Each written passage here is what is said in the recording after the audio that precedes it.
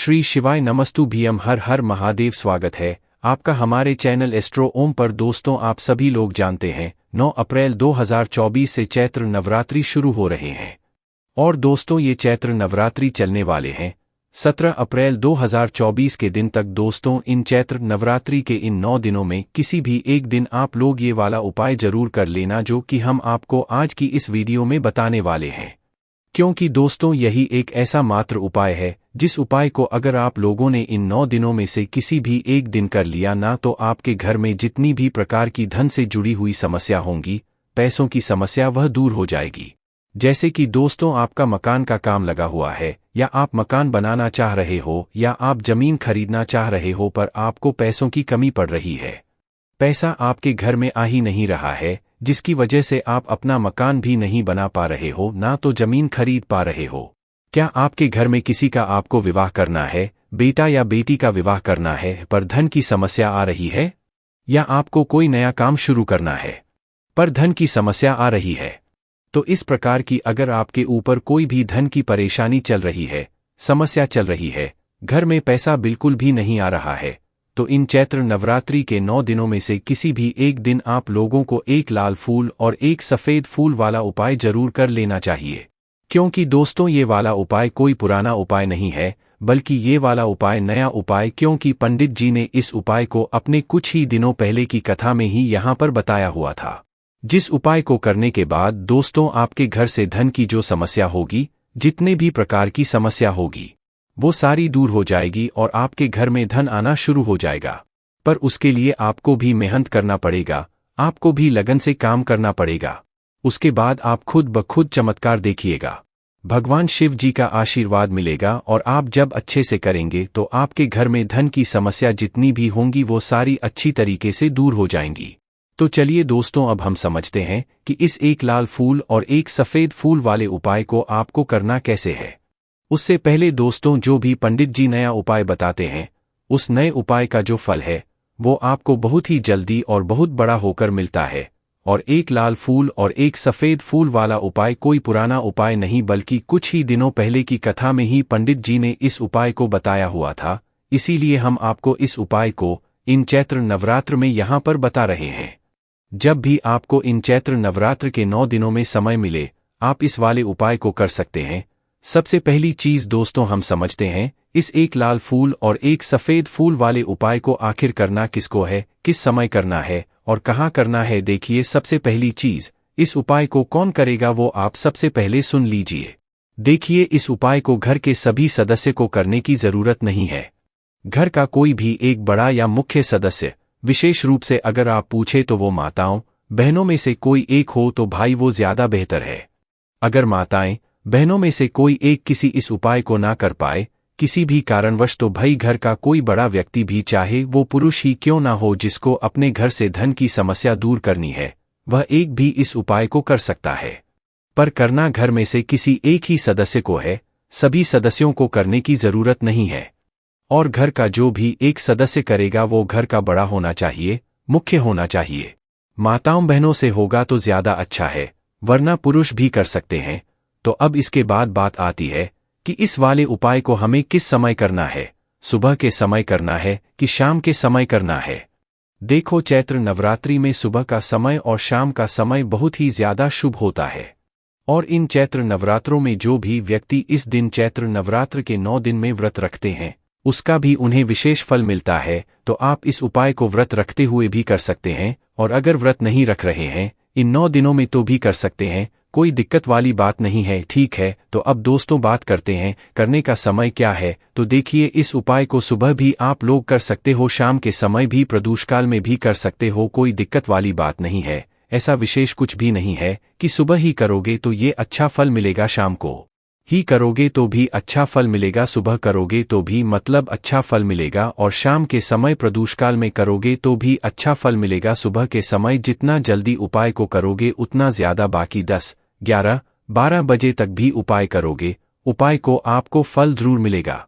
शाम के समय प्रदोषकाल की बात करें तो 6 बजे से लेकर 7 बजे के बीच में उपाय करोगे तो ज्यादा अच्छा होगा। बाकी 7:30 या रात 8 बजे तक भी अगर आप लोग उपाय कर लोगे तो भी कोई दिक्कत वाली बात नहीं है। आपको उपाय का फल जरूर मिलेगा। तो चलिए दोस्तों, ये बात तो आप लोगों को समझ आ गई होगी कि इस उपाय को हमें किस समय करना है। अब हम जानते हैं कि इस उपाय को करने के लिए आपको क्या क्या सामग्री की आवश्यकता पड़ेगी। तो देखिए, उपाय के नाम में ही समझ आता है, एक लाल फूल और एक सफ़ेद फूल वाला उपाय है। तो ये दोनों चीज़ तो हमें आवश्यकता पड़ेगी ही पड़ेगी। पर इसी के साथ में दोस्तों दो और चीज़ों की आपको आवश्यकता पड़ेगी जो हम आपको बताते हैं। देखिए, इस उपाय को करने के लिए सबसे पहले चीज़ आप लोगों को एक बेलपत्र लेना होगा। क्या लेना होगा? एक बेलपत्र। देखो, उपाय हम आपको पहले ही बता रहे हैं, 9 दिनों में से कभी भी आप लोग किसी भी एक दिन करना है इस वाले उपाय को, और एक बेलपत्र लेना, एक बेलपत्र लेना, एक शमी पत्र लेना। आपको मिल जाएगी ये आराम से। कोई ये मतलब क्वेश्चन नहीं करेगा कि भाई अगर ना मिले तो क्या करें, क्योंकि उपाय आपको पहले ही पता लग रहा है। तो भाई आपको उपाय का मतलब पहले से ही सारी व्यवस्थाएं करके रख लेनी चाहिए। और उपाय अगर आप लोग चैत्र नवरात्र के पहले दिन करोगे और आखिरी दिन करोगे तो आपको और ज़्यादा अच्छा फल मिलेगा। बाकी सभी दोनों का जो है, यहाँ पर आप लोगों को अच्छा फल देखने के लिए मिल जाएगा।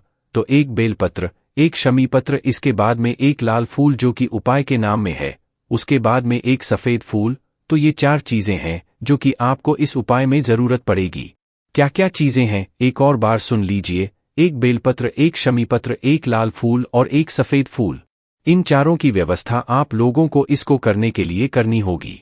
चाहे सुबह के समय कर रहे हो, चाहे शाम के समय कर रहे हो, पर आप लोगों को ये चीज़ें ज़रूर चाहिए ही चाहिए पड़ेगी। देखिए, बेलपत्र और शमीपत्र तो आप लोग जानते हैं, पर आप लोगों को कन्फ्यूजन होगी तो लाल फूल और सफ़ेद फूल में होगी कि जो लाल फूल हम लोग लेंगे वो लाल फूल हम कौन सा लेंगे। देखिए, शिवजी पर चढ़ने वाला कोई भी एक लाल फूल आप लोग सुन लेना। जैसे कि उदाहरण के लिए हम गुलाब का फूल ले सकते हैं। गुलाब वो शिवजी पर चढ़ता है, या गुलाब के फूल के अलावा जो भी ऐसे लाल फूल हैं जो शिवजी पर चढ़ते हों, भाई उन लाल फूलों में से कोई भी एक लाल फूल आप लोग ले सकते हैं उपाय को करने के लिए। उसके बाद सफ़ेद फूल, वो सफ़ेद फूल होना चाहिए जो शिवजी की शिवलिंग के ऊपर चढ़ता हो। ऐसा सफ़ेद फूल मत लेना जो शिवलिंग के ऊपर ना चढ़ता हो, इसलिए इस बात का ध्यान रखना है, ठीक है। शिवलिंग पर ऐसा फूल लेना जो शिवलिंग पर चढ़ता हो, उसके अलावा कोई दिक्कत वाली बात नहीं है। तो आप लोगों ने तैयार कर लिया एक बेलपत्र, एक शमी पत्र, एक लाल फूल और एक सफ़ेद फूल। इन चारों ही सामग्री को तैयार करके आप लोगों को क्या करना है, इस उपाय को करते समय शुद्धता का विशेष रूप से ध्यान रखना है। और ये बात आप लोग जानते हैं कि इस उपाय को आप सुबह के समय या शाम के समय, दोनों समय में किसी भी एक समय कर सकते हैं। दोनों समय करने की ज़रूरत नहीं है। इसके बाद में दोस्तों अब आपका क्या काम क्या रहेगा कि भाई जब भी आप लोग इस उपाय को करने के लिए जा रहे हो तो क्या हम सिर्फ उपाय की सामग्री लेकर जाएंगे? नहीं, ऐसा बिल्कुल भी आप लोगों को नहीं करना है। देखो, सुबह के समय अगर आप इन चैत्र नवरात्र में से किसी भी एक दिन सुबह के समय इस उपाय को कर रहे हो, तो सुबह के समय उपाय कर रहे हो तो अपने साथ में कम से कम 1 लोटा जल तो ज़रूर लेकर जाना। बाकी आप लोग अपने साथ में जो भी पूजन सामग्री लेकर जाना चाहो वो लेकर जा सकते हो, उसमें कोई भी दिक्कत वाली बात नहीं है। पर खाली हाथ मत जाना, आप साथ में कम से कम 1 लोटा जल तो ज़रूर लेकर जाना, जो सिर्फ उपाय को करने के लिए जा रहे हैं। बाकी जो लोग प्रतिदिन शिवजी के मंदिर जा रहे हैं या नवरात्रि में मंदिर के मंदिर जा रहे हैं तो उनके लिए कोई अलग से बात नहीं है, वो अपनी वैसे की वैसी पूजन सामग्री लेकर जाए। 1 लोटा जल जो भी लेकर जाते हैं वो लेकर जाए। बस इस उपाय को जो आपको करना है वो पूजन अर्चना करने के बाद ही करना है, जाते से ही उपाय करना शुरू नहीं कर देना है। तो ये तो बात हो गई सुबह के समय की। अब बात करते हैं शाम के समय की, प्रदोष काल की। तो देखिए, प्रदोष काल में जो शाम का समय होगा उस समय तो आप जल लेकर नहीं जा सकते। तो उस समय आप लोग मात्र 1 घी का लेकर जाओगे। कौन सा घी का दीपक लेकर जाओगे? एक गोल बत्ती का, जो गोल बत्ती आपको आपने अपने हाथ से बनाई हुई हो, जिसके अंदर शुद्ध देसी गाय का घी टला हुआ हो। और वो जो दीपक होगा वो आटे का भी आप लोग ले सकते हो, कोई दिक्कत वाली बात नहीं है। मिट्टी का लोगे तो ना लेना पड़ेगा। इससे अच्छी बात यही है कि आप लोग आटे का दीपक यहाँ पर ले लो। तो 1 गोल बत्ती का आटे का दीपक तैयार आप लोग कर लेना। उसके बाद में दोस्तों यही जो आटे का दीपक है, इस आटे के दीपक को आप लोग तैयार करके कहाँ पर पहुँच जाना? अपने घर के पास में जो भी शिव मंदिर हो वहाँ पर, जहाँ पर शिवालय हो, जहाँ पर शिवलिंग विराजित है, तो इस दीपक को और अपने साथ में जो भी आपके उपाय की सामग्री है वो आपको अपने साथ में लेकर पहुंच जाना है। शाम के समय उपाय कर रहे हो तो ज्यादातर आप लोगों को मात्र एक दीपक ही लेकर जाना है। इससे ज्यादा आप लोगों को कुछ अलग से लेकर जाने की जरूरत नहीं है। तो आप लोग जब भी उपाय की करने की पूरी तैयारी कर लो तो भी आप अपने पूजन की सामग्री और उपाय की जो 4 सामग्री है ये आप अपने साथ में रखकर भगवान शिव जी के मंदिर निकल जाओ। जैसे ही आप भगवान शिव जी के मंदिर पहुंचते हो तो जाते से ही आप लोगों को उपाय शुरू नहीं करना है। पहले जाकर आप लोगों को पूजन अर्चना करना, जैसे कि 1 लोटा जल लेकर आए हो तो शिवजी पर 1 लोटा जल चढ़ा दो, और भी जो पूजन सामग्री आप लोग अबीर गुलाल वगैरह चढ़ाना चाहते हो तो वो भी शिवजी के शिवलिंग के ऊपर चढ़ा दो। शाम के समय जा रहे हो तो जाते से पहले आप लोगों को दीपक जलाना है। भगवान शिवजी की आरती भी कर सकते हो उस दीपक से, और उस दीपक को आप अपनी माचिस से ही जलाना। किसी और के माचिस लेकर मत जलाना। दीपक जलाकर शिवलिंग के पास में रखना। शिवलिंग से थोड़ी दूरी बनाकर रखना। शिवलिंग के ज्यादा पास में मत रखना ताकि शिवजी को आंच ना लगे। तो दीपक रखकर आप फिर इस वाले उपाय को अपने कर सकते हो। पूजन अर्चना जैसी आपकी होती है। आप शिवजी के शिवलिंग के पास सामने आसपास कहीं पर भी बैठ जाएं उपाय को करने के लिए। इस उपाय को शुरू करने से पहले आप शिवलिंग के ऊपर एक स्थान को देख लीजिए जो कि है माता अशोक सुंदर जी का स्थान, क्योंकि ये वाला उपाय उसी जगह पर होगा, उसी स्थान पर होगा। तो जिन लोगों को पता नहीं है उन लोगों को हम बता देते हैं, बाकी ज्यादातर लोगों को तो पता ही होगा। तो देखिए, शिवलिंग होती है। शिवलिंग की एक जलाधारी होती है। जलाधारी मतलब वो जलाधारी जो कि जिसके ऊपर शिवलिंग रखा हुआ होता है। माता जगदम्बा जी का जो हस्तकमल होता है ना जलाधारी, वो जलाधारी होती है जिसके ऊपर शिवलिंग रखा हुआ होता है। उसके बाद में दोस्तों, जब आप शिवजी पर जल चढ़ा जो वो जल बहता हुआ जलाधारी से होता हुआ जलाधारी से नीचे गिर जाता है, तो जलाधारी का वो बीचों बीच का भाग जहां से मतलब आप लोग देखते होंगे जलाधारी के बिल्कुल बीचों बीच का एक भाग होता है, वो माता अशोक चंद्र जी का स्थान होता है। तो आपको क्या करना है, जलाधारी के बिल्कुल बीचों बीच में जहां पर माता अशोक सिंद्र जी का स्थान है वहां पर इन सामग्री को एक एक करके समर्पित करना है। जैसे कि सबसे पहले आप लोग अपनी एक बेलपत्र निकाल लो। उस एक बेलपत्र को निकालकर आपको माता अशोक सिंद्र जी वाले स्थान पर मतलब जलाधारी के बिल्कुल बीचों बीच में समर्पित करना है। डंडी का मुख जलाधारी की तरफ होगा जहां से जल बहता है और जल नीचे गिरता है, ठीक है, और बड़ी पत्ती का मुख शिवलिंग की तरफ हो जाएगा। इस प्रकार से आपको इस बेलपत्र को शिवलिंग की मतलब जलाधारी के ऊपर बीचों बीच में समर्पित करना है, माता अशोक सिंद्र जी वाले स्थान पर। दूसरी चीज, आप लोगों को अपना शमीपत्र उठा लेना है। शमीपत्र को भी आपको इसी बेलपत्र के ऊपर माता अशोक सिंदूर जी वाले स्थान पर समर्पित करना है। पत्तियों का भाग शिवलिंग की तरफ ही होगा और डंडी का भाग जिस तरह से आपने बेलपत्र की डंडी पीछे की तरफ करी है, जलाधारी की तरफ जहां से जल बहता है नीचे गिरता है, उसी तरफ जो है आप लोगों को शमीपत्र की डंडी भी आपको करके समर्पित कर देना है।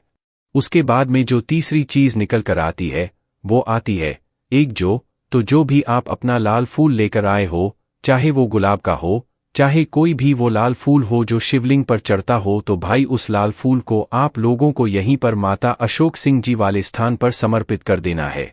इसी स्वामी पत्र के ऊपर, इसी बेलपत्र के ऊपर। बस फूल का खिला हुआ भाग कहाँ पर होना चाहिए, शिवलिंग की तरफ होना चाहिए। तो इस लाल फूल को समर्पित करने के बाद अपना आखिरी में जो सफेद फूल है उसे निकाल लो। इस सफेद फूल का भी जो खिला हुआ भाग है ये आपको शिवलिंग की तरफ करके समर्पित कर देना है, और जो फूल का पीछे का भाग होगा वो अपने आप ही जो है मतलब जहां से जलाधारी जल नीचे गिरता है वहां जाएगा। तो इस तरीके से आपको इस एक एक मतलब सामग्री को शिवलिंग की जलाधारी के ऊपर मदर सूख संधि वाले स्थान पर समर्पित करते जाना है। जैसे ही आप लोग मतलब आखिरी में एक लाल या एक सफेद फूल समर्पित कर देते हो, समर्पित करने के बाद आपको वहीं पर भगवान से हाथ जोड़कर विनती करना है अपने घर में धन प्राप्ति के लिए, या आपके घर में धन से जुड़ी हुई जो भी समस्या चल रही है, या आपका कोई काम है जो कि धन की वजह से रुका हुआ है, जैसे कि घर का काम हो गया या जमीन खरीदने का काम हो गया या बेटा बेटी का विवाह हो गया, आपको पैसों की समस्या आ रही है उस काम को शुरू करने में, तो भाई आपको अपना वह भगवान से निवेदन करके बोलना है। उसके बाद में आपको भगवान का 2 मिनट बैठकर जाप भी करना है, श्री का जाप करना है। जैसे ही आपका जाप होता है, उसके बाद में वापस से भगवान से विनती करना, उनको धो देना, उनसे प्रार्थना करना और वहां से उठ जाना और भगवान से प्रार्थना करके आप लोग अपने घर पर वापस जाना। आपका ये उपाय यहाँ पर पूरा हो जाता है। देखिए दोस्तों, इस उपाय को करने के बाद ना धीरे धीरे करके आपको खुद पता लग जाएगा कि हाँ, हमने इस दिन इस उपाय को किया था और हमें इस दिन तक इस उपाय को करने का फल यहाँ पर धीरे धीरे करके मिल रहा है। पर उपाय को जब भी करो ना, मन में विश्वास रख के करना, वरना आप ऐसा सोच के करोगे कि नहीं हमें ये पैसा मिलेगा या वो चीज़ मिलेगी तो कभी भी लालच के साथ उपाय नहीं करना है। मन में विश्वास के साथ आप लोगों को उपाय करना है कि हमारे भोले बाबा हैं, हमारे भोले बाबा हमें बिना मांगे सब कुछ देंगे, ठीक है। तो ऐसा भाव रखते हुए आप लोगों को इस वाले उपाय को करना है और उसके बाद में आप खुद देखना आपका काम कितनी जल्दी होता है और धन की और पैसों की समस्या कितनी जल्दी दूर हो जाती है। और चैत्र नवरात्रि के दिन है, तो इससे अच्छी और बड़ी बात क्या हो सकती है। चैत्र नवरात्रि का बहुत ही बड़ा और विशेष महत्व होता है। चैत्र नवरात्रि के पूरे 9 दिनों का बहुत ही बड़ा महत्व होता है। बाकी दोस्तों, इस उपाय करने में अगर आपको कोई भी दिक्कत समस्या आती है तो कमेंट करके पूछ सकते हैं। श्री शिवाय नमस्तु भीयम, हर हर महादेव।